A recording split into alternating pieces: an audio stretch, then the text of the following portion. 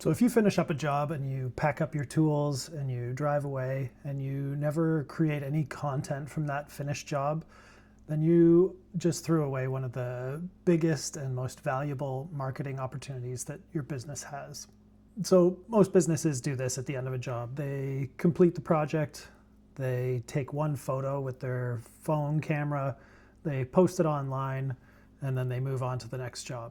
And that's it. Thousands of dollars worth of work, hours of expertise, customer trust that you've built up, problem solving, all the effort that your team and your crew put into it, all that gets compressed into one image, finished another great project today. And quite frankly, that's just boring. The problem isn't that you don't have content to post. The problem is that you're only capturing about 5% of what's actually there to be captured. And the story is never getting told as a result.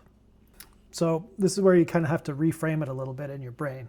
Instead of seeing, one job, start seeing 10 or 20 or 30 stories in that job.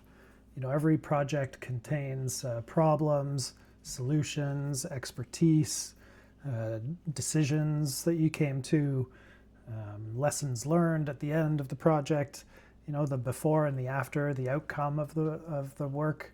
So people don't hire you because you completed a project in the past. People hire you because they believe that you're going to be able to help them solve the problem that they have today.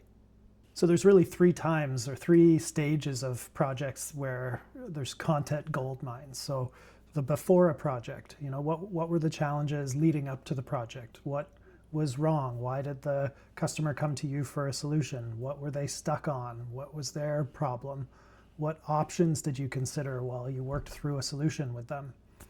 And these types of pieces of material make great FAQ videos, frequently asked question videos, customer questions and answers, common pitfalls or common mistakes that you've seen on other jobs.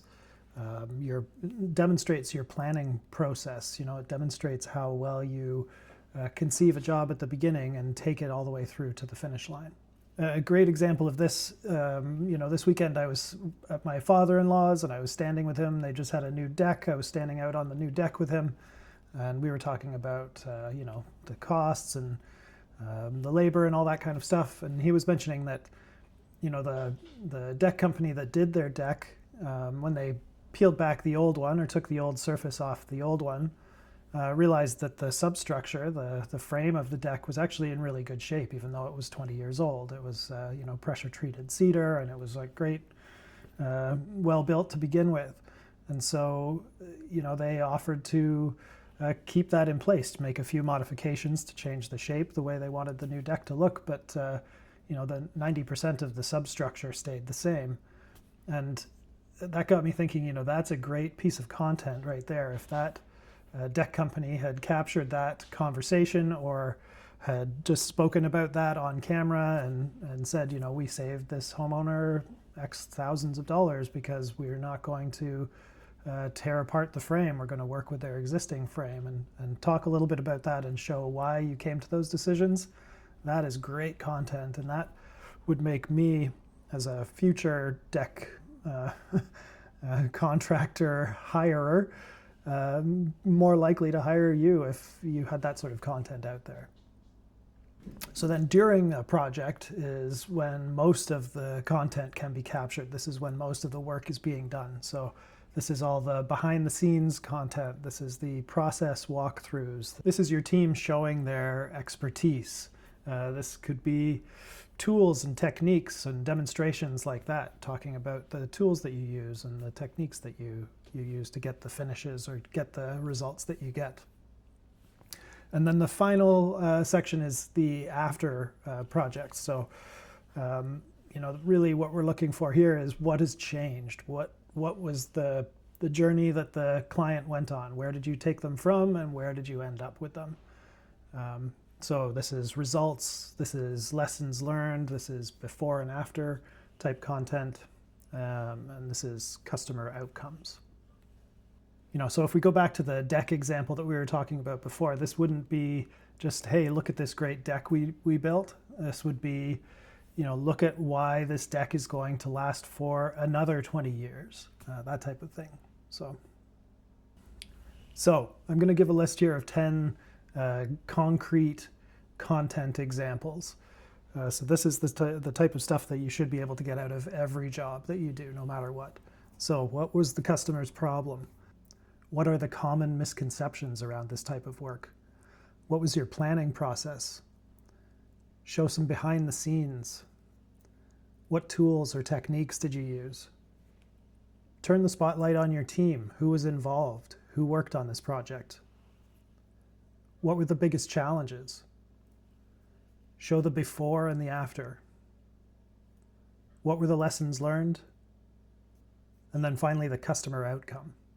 So right there, you've got 10 pieces of content right out of the gate without even talking about variations on those or having more than one of each of those types of content. Before you've even started talking about promotions or sales or offers, this type of material is out there educating your customer base and cementing you as an expert in the field. So I've said this before, but the businesses that win aren't usually the businesses that are just creating more content. They're the ones that are actually extracting better value from the work that they're already doing and just showing the customers that. So instead of the question in your head being, what should we post today? Instead, think more, what happened today that my customers or clients would find useful or interesting? And then just talk about that. Just tell them about that. So I think this is the takeaway. Before you start on your next project or before you hit the next job site, just think to yourself, what are the problems that we're going to be solving? What are the questions that people have asked or are asking about this project or process? And what lessons could we share with somebody else who might be thinking about doing this work in the future? And right in there, you're going to discover that one project contains far more content than just that single post on Instagram. So if you're struggling to come up with content ideas, stop thinking about it and just start looking at the work that you're already doing. And the content is probably right there in front of you. Okay, that's it for this week. I'll talk to you next time. If you found this useful, hit that subscribe button. We'll see you later. Thanks.